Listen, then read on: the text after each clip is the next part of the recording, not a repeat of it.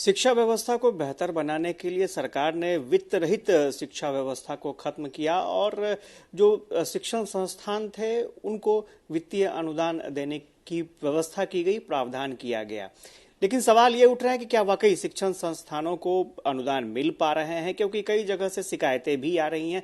हमारे साथ जेडीयू के एमएलसी हैं डॉक्टर संजीव सिंह, उनसे जान लेते हैं। ये जो शिक्षण संस्थानों को अनुदान देने की बात सामने आई थी और सरकार का ये दावा रहता है कि हर साल अनुदान दिया जाता है, आपको लगता है कैसी परिस्थितियां है?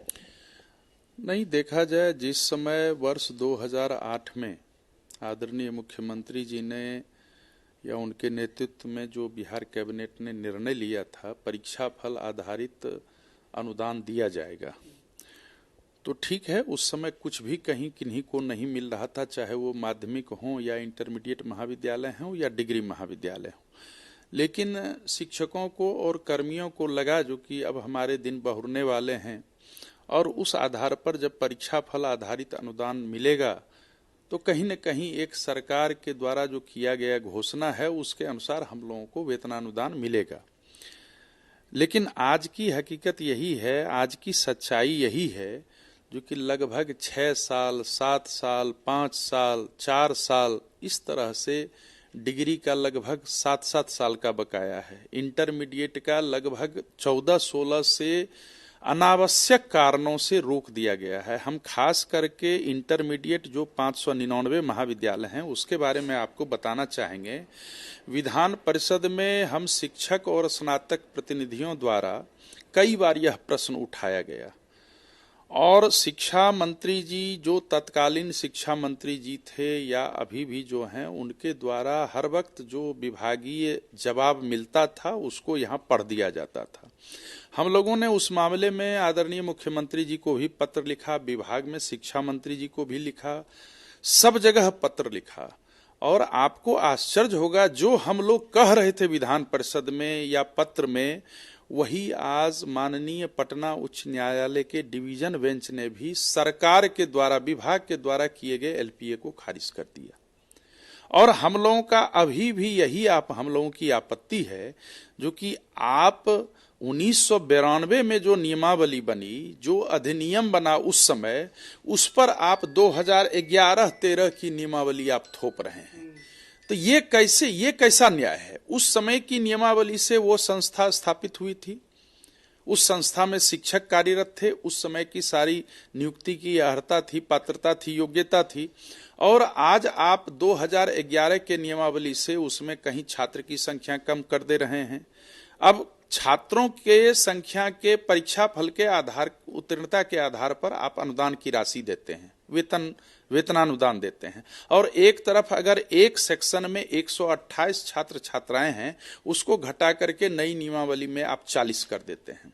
आप कहते हैं जो कि आपके लिए 92 की नियमावली में ये क्राइटेरिया था बिल्डिंग का, आधारभूत संरचना का, लेकिन आज आप उसको कह रहे हैं जो कि ये कम है 2011 की नियमावली से। इसलिए ये एकदम मजाक बना करके विभाग ने रख दिया है।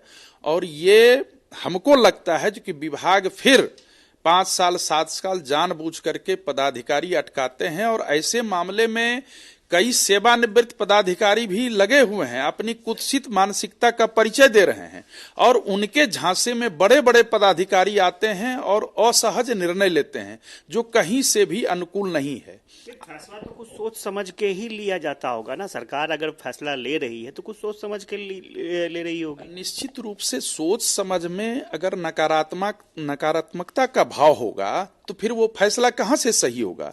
हम लोग विधान परिषद में शिक्षक प्रतिनिधि के तौर पर हैं और भी लोग स्नातक प्रतिनिधि हैं, विधानसभा में भी प्रतिनिधि हैं। विधानसभा में भी कई बार 1-2 बार बातें भी ये उठी हैं, तो क्या हम लोग सोच समझ करके नहीं बोलते हैं? सबसे बड़ी बात है, आप लगभग 28 वर्षों के बाद, 25 वर्षों के बाद एक नई नियमावली बनाते हैं और उस नियमावली को भूतलक्षी प्रभाव से आप थोप देते हैं पूर्व के संस्थानों पर। आपको आश्चर्य होगा, इसी राज्य कैबिनेट ने वर्ष 2013 में अनुदान हेतु अनुमान्य विद्यालय और महाविद्यालय कौन से हैं, इसकी त्रिस्तरीय जांच करवाई। त्रिस्तरीय जांच करवाई, सभी संस्थानों से राशि ली गई और उसमें सरकार के भी पदाधिकारी थे, शिक्षा विभाग के भी पदाधिकारी थे और उस समय सक्षम शिक्षा मंत्री थे आदरणीय पीके शाही जी। चूंकि इसलिए मैं सक्षम शब्द का इस्तेमाल कर रहा हूं, जो कि वो एडवोकेट जनरल भी रह चुके थे, लॉयर भी थे, वो शिक्षा मंत्री थे और उन्होंने सदन में जवाब दिया था मेरे प्रश्न के आलोक में। हमने कहा था जो कि कितनी बार इन संस्थानों की जांच होगी, क्योंकि जैसे ही अनुदान की बात आती है तो फिर जांच, कितनी बार जांच। तो उन्होंने सदन में कहा था ये अंतिम जांच है अनुदान देने हेतु। और उन्होंने कहा जो कि बिहार विद्यालय परीक्षा समिति के तहत ये संस्थानें हैं या विभाग के तहत है, तो वो कभी भी उसका ये निरीक्षण कर सकती है, निरीक्षणाधिकार उसको है, लेकिन अनुदान देने की अनुमान्यता की जांच यह अंतिम बार है और क्रमशः 3 बार जांच हुई उसकी। 2008 से जब शुरू किया गया उस समय भी जांच हुई, फिर 11 में भी हुई, फिर 13 में भी हुई, लेकिन फिर एक जांच किया गया। तो जो सिंगल बेंच था माननीय पटना उच्च न्यायालय का, वहां भी सरकार का कुछ नहीं चला, विभाग का कुछ नहीं चला। और हमको तो आश्चर्य लगता है ऐसे सब मुकदमों पर जो वकील पर खर्च किए जाते हैं उसकी समीक्षा होनी चाहिए। आपको आश्चर्य होगा विश्वविद्यालय और महाविद्यालय में क्या हो रहा है, वकीलों पर खर्च हो रहा है करोड़ों रुपए में तो सैलरी चला जाता, और सैलरी के लिए जो वकील किए जा रहे हैं विभाग के तरफ से उनको 50 लाख, 32 लाख, 30 लाख, 40 लाख, जबकि उतना एरियर भी शिक्षकों को नहीं होगा। तो ये कुल मिलाकर के शिक्षा विभाग में जो भी पदाधिकारी बैठे रहते हैं वो संवेदन शून्य होते हैं। मुझे लगता है जो कि हर एक निर्णय कहीं कभी कोई ऐसी बात आप बता दीजिए जहां की शिक्षा विभाग का कोई ऐसा मुकदमा हो और 10 मुकदमे में से 5 मुकदमा सरकार जीत गई हो, विभाग जीत गई हो, और ये लोग सरकार को भी कटघरे में खड़ा करते हैं पदाधिकारीगण। अब तो ये कहा जा रहा है कि अगर मुख्य सचिव को तलब किया गया तो समझ लीजिए वो शिक्षा विभाग के पदाधिकारी नप जाएंगे। नहीं, ये देखिए, ये तो ठीक है, प्रिंट मीडिया में हम भी पढ़े हैं जो कि ऐसे होगा, लेकिन इसका मतलब जो पीड़ित हैं, जो प्रभावित हो गए, जिनको इस आशय के साथ उनका वेतन रोक दिया गया या उनकी सेवा शर्तों को बाधित किया गया, तो उसके लिए अब ढिंढोरा पीट करके क्या होगा? उनको तो न्याय उसी समय मिलना चाहिए। आखिर सरकार तो लोक कल्याणकारी होती है, लेकिन पदाधिकारियों ने लोक कल्याणकारी नहीं रहने दिया है सरकार को। अच्छा, एक चीज और जानना चाहेंगे, पिछले बार भी आपने आवाज उठाई थी, जो नई नियमावली आई थी शिक्षकों के नियुक्ति से जुड़ी हुई, आवाज उठाई थी, क्या हुआ उसका? जगह जगह अब तो आंदोलन की रूपरेखा भी लगभग तैयार हो चुकी है।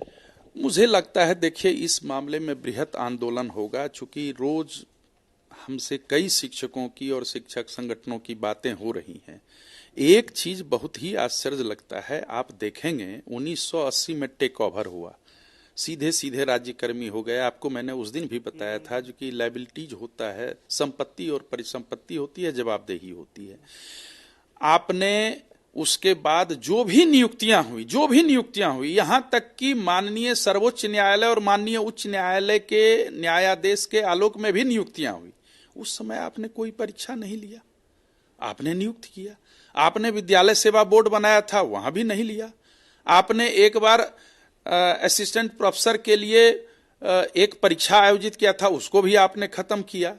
तो ये जितने लोगों के पास जो शैक्षणिक अनुभव है, जिसको हम कार्यानुभव कहते हैं, इतने वर्षों तक किया, और वैसे शिक्षक जो दक्षता या पात्रता परीक्षा उत्तीर्ण हो गए, उसके लिए ये करना आज भी मैं समझता हूं ये गलत है। और निश्चित रूप से सरकार कुछ न कुछ सोच रही होगी, बैठे हुए लोग नहीं होंगे, क्योंकि ये एक ऐसा विषय चला आया, ये शांत तालाब में एक पत्थर फेंकने की बात हो गई। कहीं न कहीं प्रस्ताव मैं बार बार कह रहा हूं जो कि ये प्रस्ताव ही बहुत ही गलत प्रस्ताव था, इस प्रस्ताव में संशोधन होना चाहिए। शिक्षा मंत्री तो कह रहे हैं कि अब इससे बेहतर प्रस्ताव हो ही नहीं सकता, गुणवत्तापूर्ण शिक्षा हम देने जा रहे हैं। शिक्षा आज हमको पूछा जाए, हम भी कॉलेज में टीचर हैं, हमको अगर कहा जाए जो कि आज नेट की परीक्षा में बैठिए तब आप फिर प्रोफेसर बनिएगा, ये कैसा निर्णय होगा? ये क्या निर्णय होगा? मेरा कहना है परीक्षा लीजिए, आपने परीक्षा लिया है, मैं कहां कह रहा हूं बिना परीक्षा के आप कीजिए, आपने परीक्षा क्यों लिया, उसका नाम पात्रता परीक्षा क्यों रखा गया? वो तो शिक्षक की पात्रता रखते थे, वो तो राहगीर तो नहीं थे। आपने शिक्षक के रूप में नियुक्त किया, फिर आपको लगा जो कि नहीं इनका हम इनका नाप करें, हम इनके माप कसें, उसके लिए आपने दक्षता लिया, दक्षता मूल्यांकन परीक्षा लिया, आपने पात्रता परीक्षा लिया। तो वो कौन सी परीक्षा थी? क्या अनुभव का मायने नहीं रखता है? मुझे लगता है शिक्षा मंत्री को भी इस बात पर सोच समझ करके जवाब देना चाहिए और निश्चित रूप से वो भी सोचेंगे इस पर। एक चीज और है, शिक्षकों के मसले को आप उठाते हैं तो ये माना जाए कि डॉक्टर संजीव सिंह बागी हो गए शिक्षकों के मसले पर, क्योंकि आप शिक्षकों के मसले पर मैंने सदैव शिक्षकों का पक्ष रखा है और मैं जो भी पक्ष रखता हूं मैं गलत पक्ष नहीं रखता हूं, इसमें बागी होने की कोई बात नहीं है। लेकिन शिक्षकों के मामले में अगर कोई भी सही बात रहेगी उसको कहने में हम कभी पीछे नहीं रहेंगे, मैं सदैव आगे रहा हूं। आंदोलन होगा तो किस तरफ आप रहेंगे? आप शिक्षकों की तरफ रहेंगे, आंदोलन होगा तो शिक्षकों की तरफ रहेंगे। इसमें कहां से शिक्षक प्रतिनिधि हूं मैं?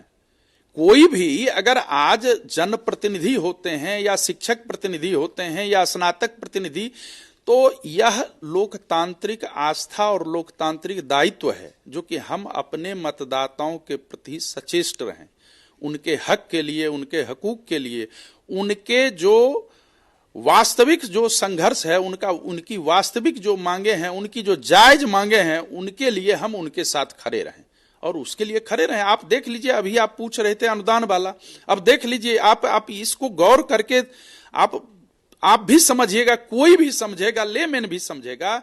अभी 342 करोड़ रुपया वित्त विभाग ने 28 तारीख 29 तारीख को शिक्षा विभाग के खाते में भेज दिया अनुदान के लिए, वही माध्यमिक और इंटरमीडिएट के अनुदान के लिए, और उसमें एक लाइन जोड़ दिया, आप पैसा भी दे रहे हैं और एक शर्त जोड़ दिया, निर्दिष्ट मानक के अनुसार। निर्दिष्ट मानक पर उसकी जांच हो गई है, त्रिस्तरीय जांच हो गई है, और बिहार विद्यालय परीक्षा समिति माने बिना सोचे समझे एक विज्ञप्ति निकालती है जो कि 25 बिंदु का मानक आप भरें। जिस समय उस संस्था की स्थापना हुई थी उस समय वो 25 बिंदु नहीं था, उस समय जो मानक था उस मानक पर वो खोला गया था। आज अगर उसमें कोई बढ़ोतरी होगी, अगर अतिरिक्त सब्जेक्ट खोला जाएगा तो उसके लिए अलग से वो मानक तैयार करेगा। लेकिन आप एक तरफ पैसा दे रहे हैं और पैसा रोकने के लिए आपने दिमाग लगा दिया उसमें, यही संवेदनहीनता है। अखबार में तो छपता है 342 करोड़ जारी, लेकिन उसके तह में जाइए तो ये कैसी नीति है, ये किस तरह की नीति है जो कि वित्त विभाग इस पर आपने क्यों दिया? आप 342 करोड़ नहीं देते, आपने क्यों दिया 342 करोड़? आज माननीय उच्च न्यायालय का यह निर्णय है जो कि नहीं 14-16 के बाद जो आपने अनुदान रोका है या जो आप कह रहे हैं संबद्धता लेना होगा, उसके बारे में जो भी एलपीए खारिज किया है 19 पन्ने का जजमेंट है।